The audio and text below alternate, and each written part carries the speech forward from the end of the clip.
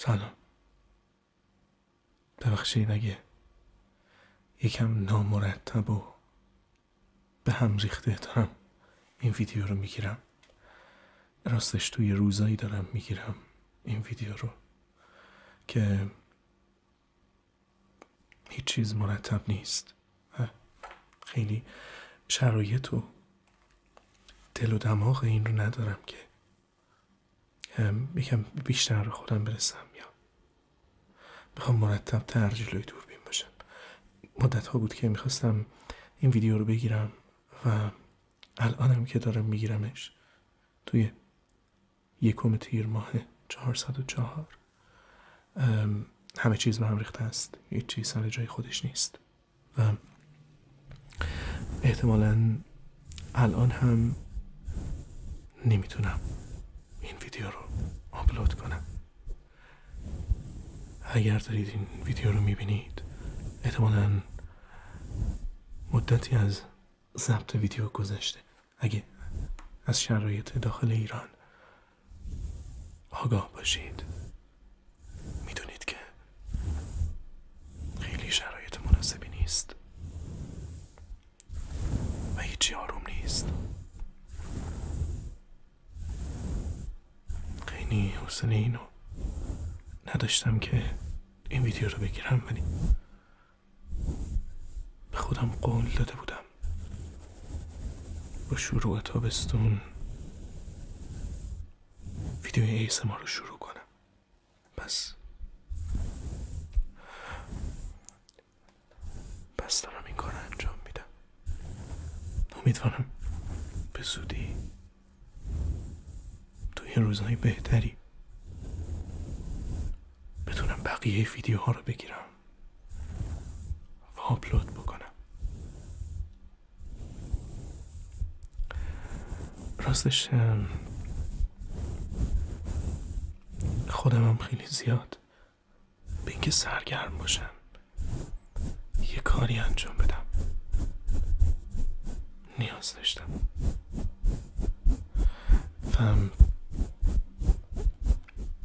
شاید برای نیم ساعت درگیر بودن با ضبط ویدیو یکم حواسمو پرت کنه، یکم از دنیای واقعی دور بشم.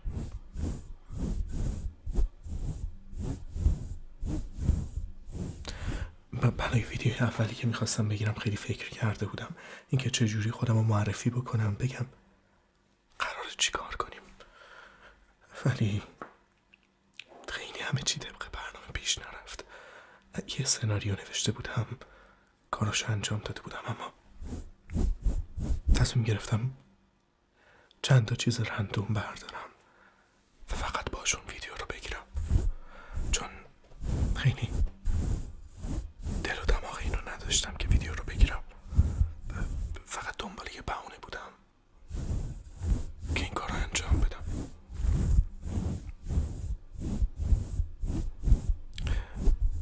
برای همین خیلی به هم ریخته و نامنظمه.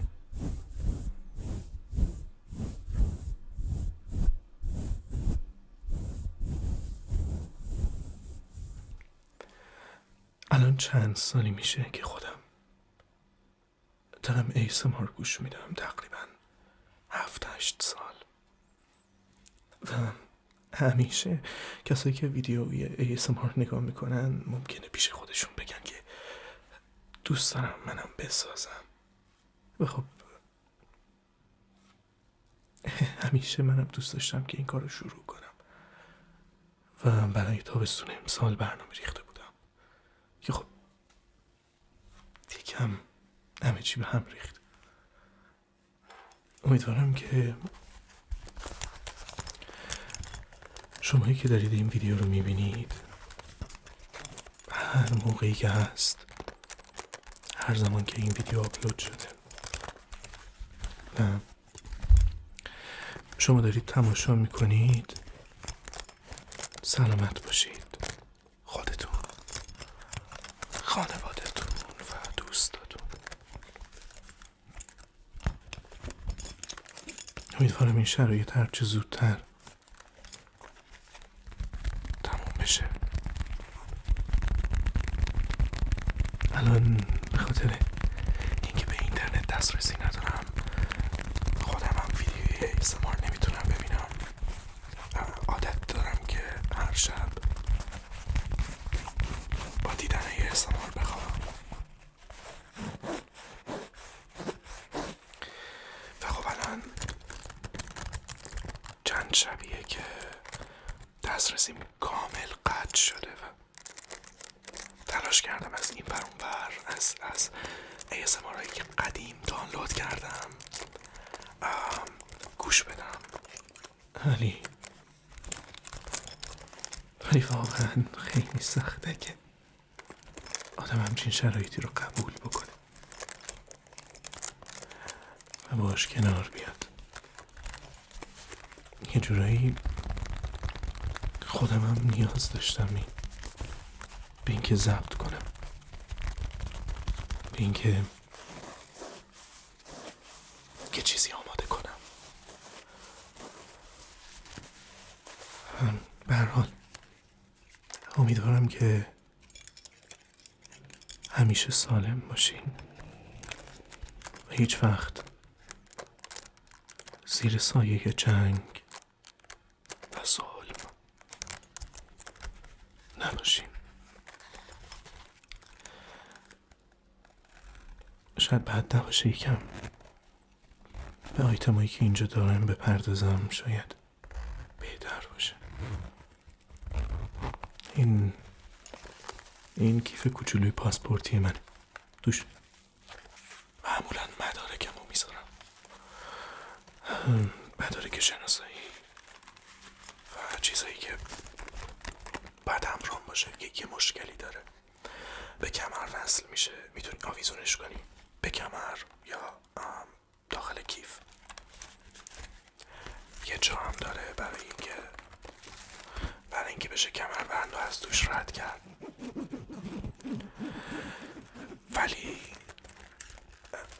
نمیشه بهش بند آویزون کرد و مثل کیف گردنی یا کراس بادی ازش استفاده کرد.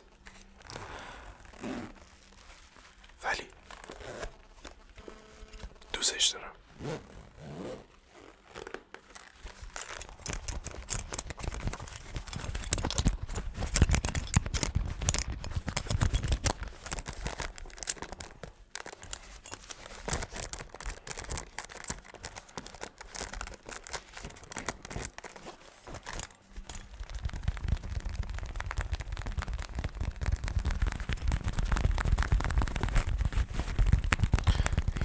اولین ویدیویی که ضبط میکنم، برای همین هیچ ایده ای ندارم که صداها چقدر بلندن یا چقدر کمن، چقدر بد نسته که میکروفون بشم یا نشم.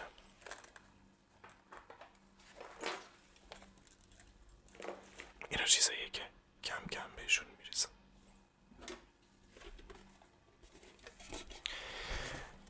من چای دوست دارم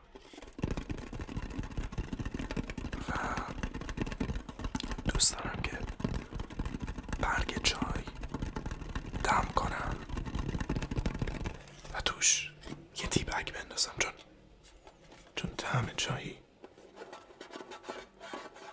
خیلی سنگین و غلیظ میشه. برای همین دوست دارم ترکیبش کنم.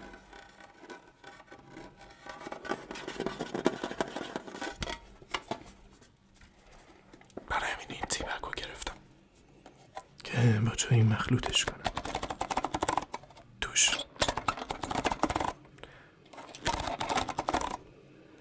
20 تی بگ هست.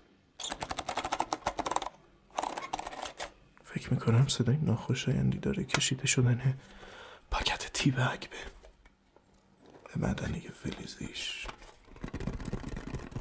اما جعبش هم قشنگم، صدای خوبی داره.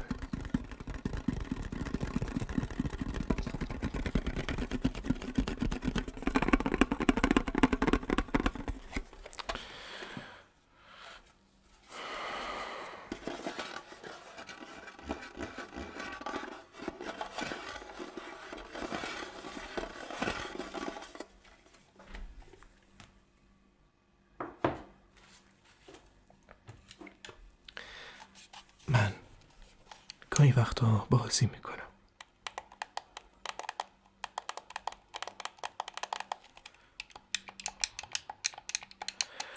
معمولا از بازی‌های آفلاین و داستانی خوشم میاد.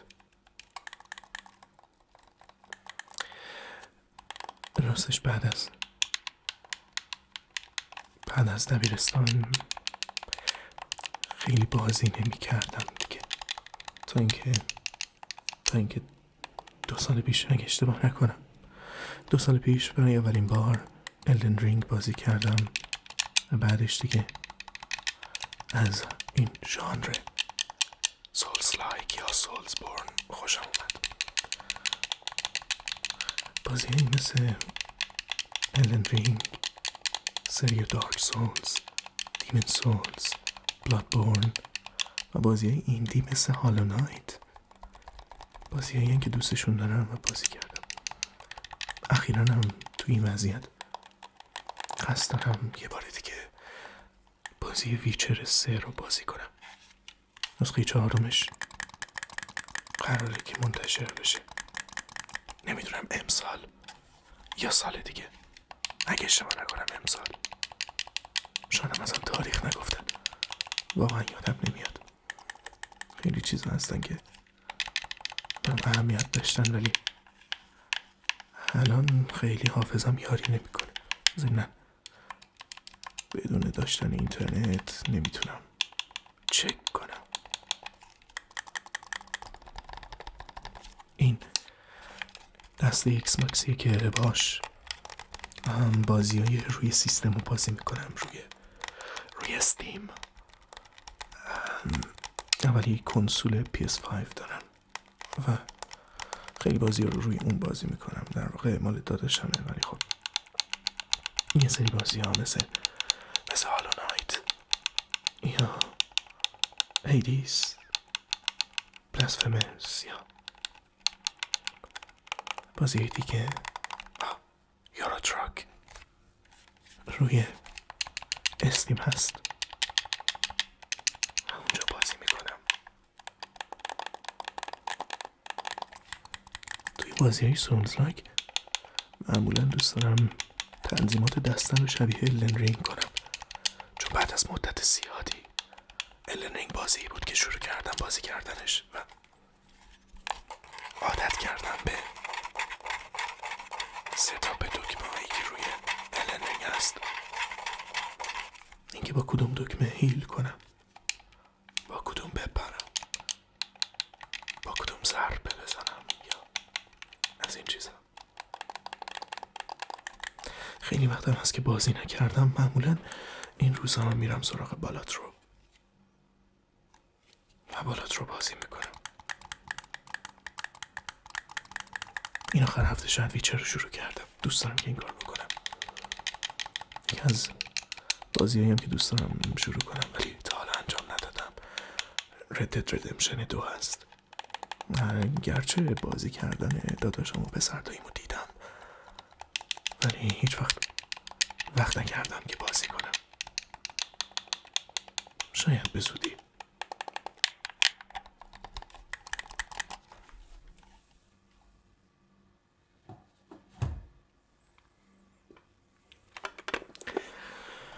خیلی زیاد از مداد استفاده میکنم. راستش خیلی از خودکار خوشم نمیاد. ترجیحم همیشه مداده. من همین این تراشو دارم.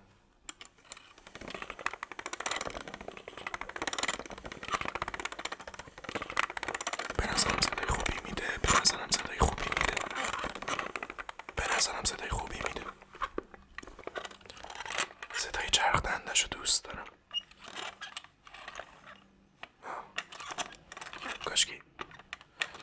کاشکی خیش نکنه.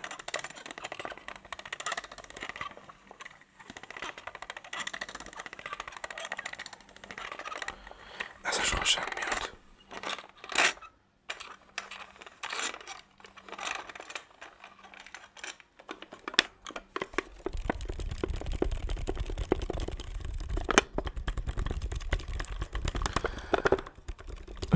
خیلی سخت‌تر از چیزی که به نظر میاد. وقتی آدم ASMR میبینه هیچ وقت با خودش فکر نمیکنه که ضربه زدن روی یک جسم یا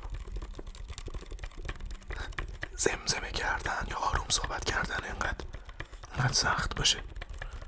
کنترل تنفس، اینکه تا چه حدی نزدیک که میکروفون باشم. شایدم دارم زیادی فکر میکنم. نه، زیادی فکر نمیکنم، واقعا سخته. و به مرور زمان آروم آروم آدم توش بهتر میشه. آهسته آهسته شروع میکنه بهتر شدن.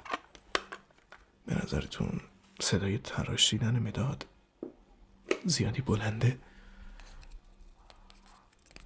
که اینکه میتونم این کارو بکنم؟ تست میکنیم.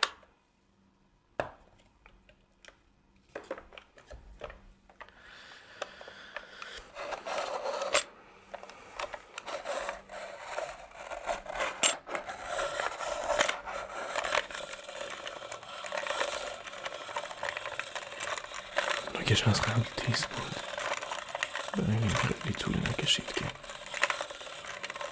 بیفته رو دوره.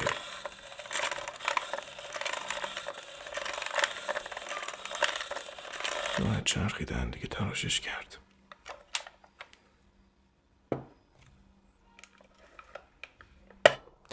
هیچ وقت نفهمیدم برای اینکه از این دستگاه استفاده بکنیم اینو میکشیم جلو، مدادو میکنیم توش، تراشش میکنیم و بعد دوباره اینو فشار میدیم و مدادو میکشیم بیرون. چجوری کار میکنه؟ چون اونقدرم من اینو ببندم صدای بلندی داره. اگر که خیلی خوب، اینم چسب کاغذی واقعا چسب خوبیه. برای چیزای مختلف میشه استفادهش کرد. توی کار لوازم و تحریر چیه دیگه؟ مثلا برای برچسب زدن روی چیزای مختلف خیلی خوبه، چون معمولا رد چسبش نمیفته. من گاهی وقتا روی لنز دوربین میچسبونم برای اینکه بتونم مشخص کنم، مثلا برای فوکس دستی اینکه تا کجا باید بچرخونمش و این چیزا. توی آشپزخونم زیاد استفاده میشه برای لیبل زدن، اینکه توی شیشه های مختلف چی دارم، با این لیبل میزنم. هم رد نمیندازه، همین که میشه راحت روش نوشت. چسبش هم واقعا اونقدر قوی نیست.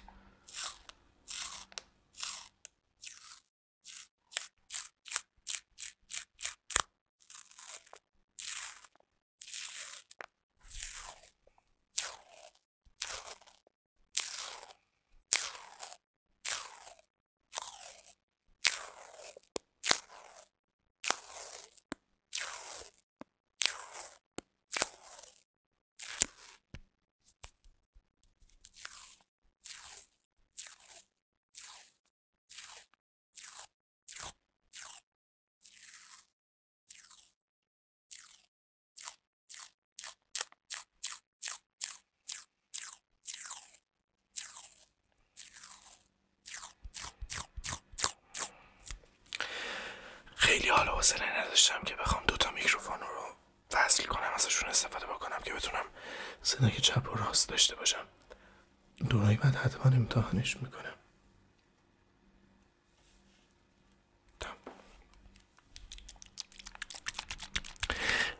من خیلی روی صدای آب و مایعات حساسم توی ASMR. خیلی مورد علاقم نیست.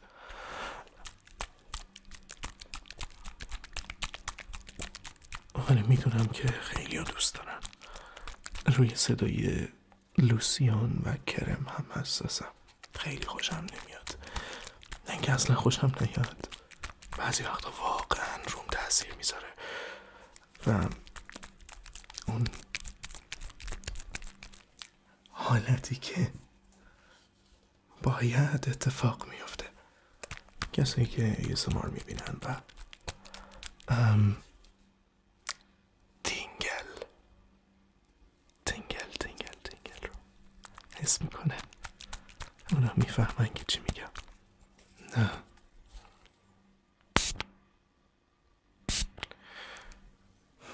این بر کامل خیس شد. بعدی فکری براش بکنم که اگه قرار اسپری داشته باشم چجوری مهارش کنم. خیلی خوب، متاسفانه خیلی نمیتونیم اینو ادامه بدیم چون همین خیسه. من بازور خیلی دوست دارم و اینو اگه بگیرم جلو روش فوکوس میکنه. آره میکنه. من خیلی زیاد دوست دارم.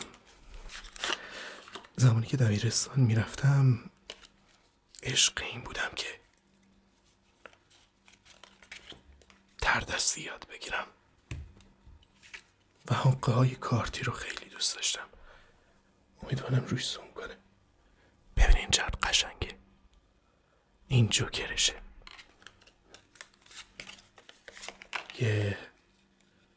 یه جوکر دیگه. متاسفانه نور اون بر کمه چون نور اینجا جلوی منه.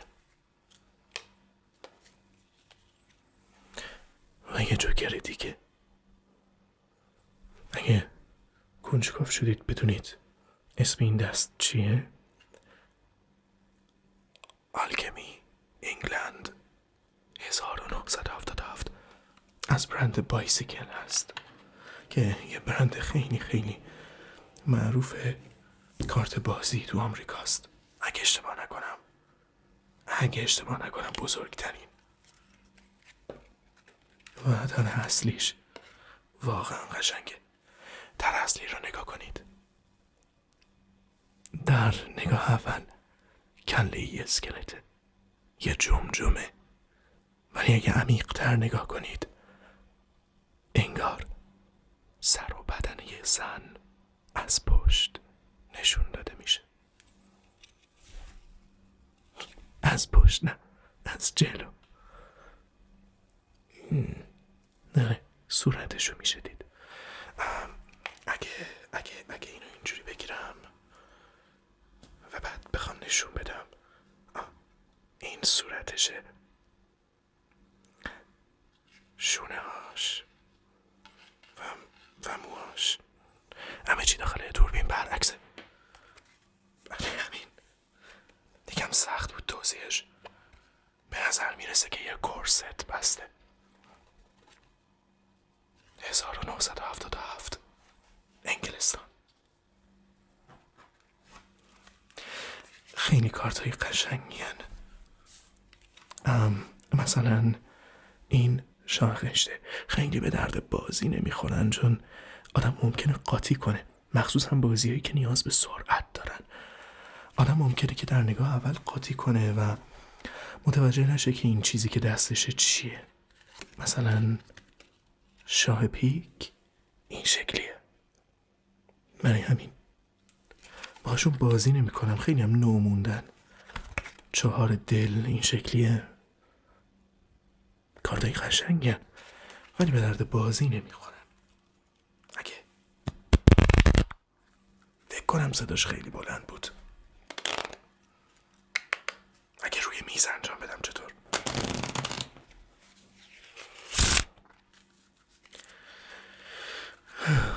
خلاصه که کارتای قشنگی هن و هم کارت بازی رو دوست دارم هم شعبده بازی. بیبی پیک یه خانومیه که داره داره ویولون میزنه. تراش واقعا قشنگه.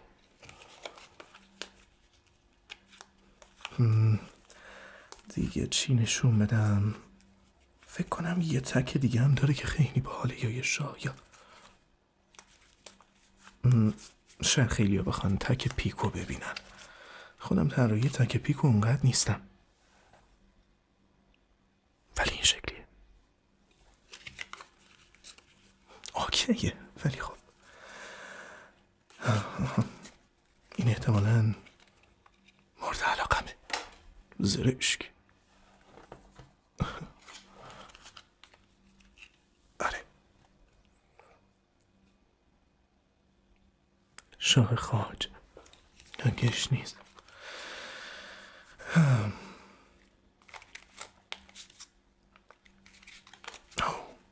این یکی رو ببین، بیبی دل. احتمالاً باید بعداً یه جوری، شاید یه دوربین دیگه از بالا بزنم که بشه دید. آها، اینو برعکس گذاشته بودم. خب اونجوری بهتر باشه. فقط صدای خیلی ملندی داره، باید به این یه فکر بکنم. ببخشید اگه درست به دوربین نگاه نمی کنم، چون واقعا برام تازگی داره و سخته اینکه به دوربین نگاه کنم فقط وقتی دارم کاری انجام میدم.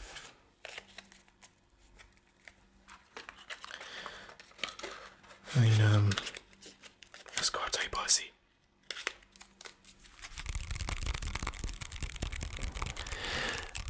توی ASMR واقعا ASMR های fast and aggressive، سریع و خشن،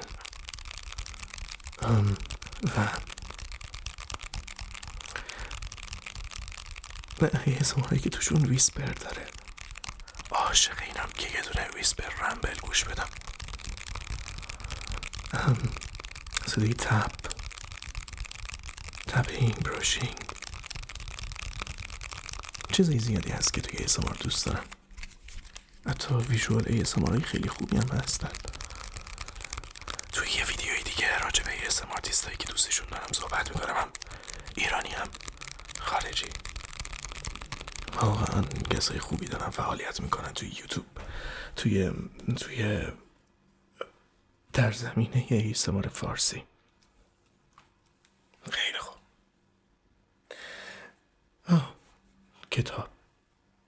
کتاب یکی از مهمترین ارکان یک ASMR هست. وقتی میخوای چند تا آیتم نشون بدی، واقعا کتاب یکی از اون چیزاییه که باید نشون بدی. باید کم کم به اینم فکر کنم که چجوری سیم و دم و دستگاه از جلوی دستم بردارم که این دستم بهشون نخوره صدا بده.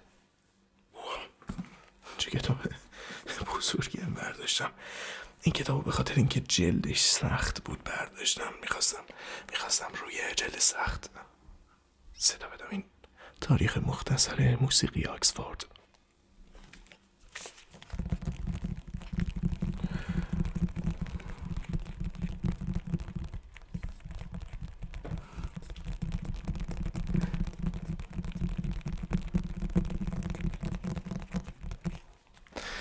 واقعا امیدوارم خیلی زود این شرایط عوض بشه و خیلی مشتاقم که کار بکنم. چقدر عجیبه اینکه خودم رو ببینم. خب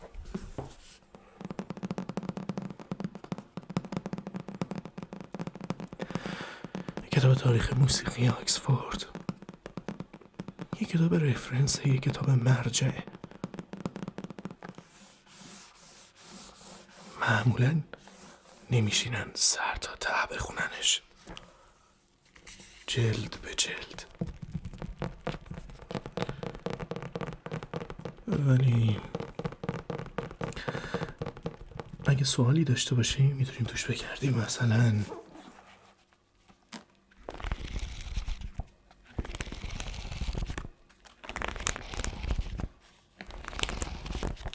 چون روندش تاریخیه، هر چقدر که از اول کتاب باز کنم میرسم به دوران رنسانس، باروک و بعد کلاسیک، رومانتیک، و احتمالا توش فکر میکنم مطمئنم به موسیقی جاز میرسه و شاید موسیقی فیلم، نمیدونم. برای همین از یکم اولاش باز میکنم. خب کاش جایی باشه که یه چیزی برای نشون دادن داشته باشه.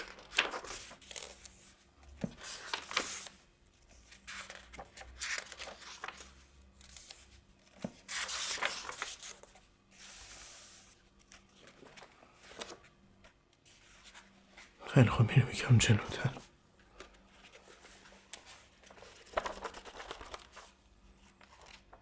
چقدر جالب.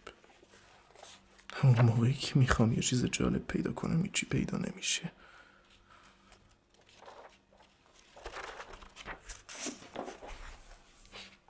مهم نیست. یه کتاب دیگه هم دارم، اون همش جالبه.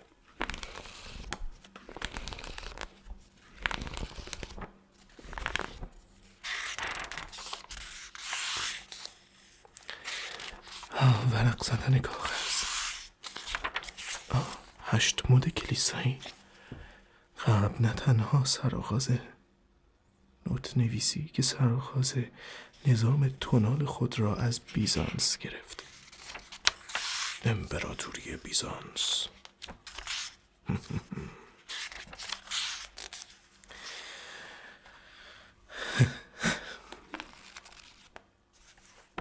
خیلی حس بدی داره وقتی که انگار یه مدت از همه چی جدا شدم، وقتی دارم کاری انجام میدم و روش تمرکز میکنم و با کوچکترین صدایی که از بیرون میشنوم یهو دلم میریزه. خودم فکر میکنم که اون بیرون چه خبره. آدم انگار یهو یادش میره اون بیرون چه خبره. برای چند دقیقه غرق شدم توی کتاب، توی کار، توی فیلم، ولی بازم یهو بوم، یه جرقه کافیه آدمو بر میگردونه به دنیای واقعی. امیدوارم به زودی دنیای واقعی هم اونقدر آروم باشه که بشه بدون نگرانی به کار فکر کرد، به تفریح، به زندگی.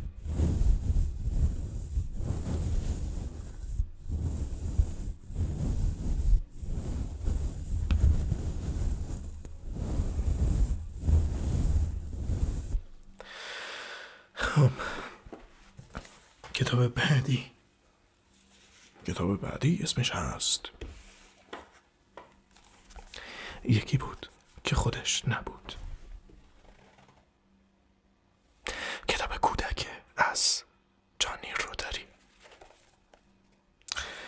خیلی دوستش دارم. یکی از دلایلی که دوستش دارم، یکی از دلایلی که خیلی کتابا رو دوست داریم، بعضی فیلم ها رو دوست داریم یا حتی موسیقی، اینه که توی زمان خاصی خوندیمشون، برامون خاطراتی دارن. انگار همه خاطرات توی یه بطری جمع شده، با بو کردن یه عطر، با خوندن یه کتاب، با دیدن یه فیلم سریال، انگار در اون بطری باز شده. یه بار دیگه داریم اون خاطرات رو به یاد میاریم. برای من این کتابم همینطوره. البته که اون موقع هم روزای آرومی نبود. کی آروم بوده این مملکت؟ به هر حال بذارین یکمش رو بخونم. یکی بود که 2 بار بود، یکی بود که 2 تا بود، خلاصه یکی بود که خودش نبود. میان کوهستان دریاچه ایست به اسم اورتا. وسط دریاچه اورتا جزیره‌ای به نام سن جولیو قرار دارد. بر روی جزیره سن جولیو عمارت بارون لامبرتو بران شده. مردی بسیار مسن، 93 ساله، باسی ثروتمند که مالک 24 بانک در ایتالیا، سوئیس، هنگ کنگ، سنگاپور و همیشه بیماره. 24 جور بیماری داره و فقط پیش خدمتش آنسلمو همه اونها رو به خاطر داره. همه رو به ترتیب حروف الفبا در دفترچه کوچک نوشته است: آسم، آرتروز، برونشیت مزمن، گرفتگی عروق و غیره. آنسلمو کنار نام هر بیماری اسم دارو رو هم یادداشت کرده بود، به علاوه ساعت مصرفشون در شبانه روز. غذاهای ممنوعه، غذاهای مجاز و توصیه های پزشکان. پرهیز از نمک که باعث افزایش فشار خون میشه. مصرف کم شکر چون برای بیماری قند مضره. پرهیز از هیجان، پرهیز از راه پله، جریان هوای آزاد، باران، آفتاب، مهتاب. گاهی اوقات بارون لومبرتو در جاهای مختلف بدنش اندک دردی را حس می کند، اما دقیقاً نمیتواند تشخیص دهد دردش مربوط به کدام بیماری است.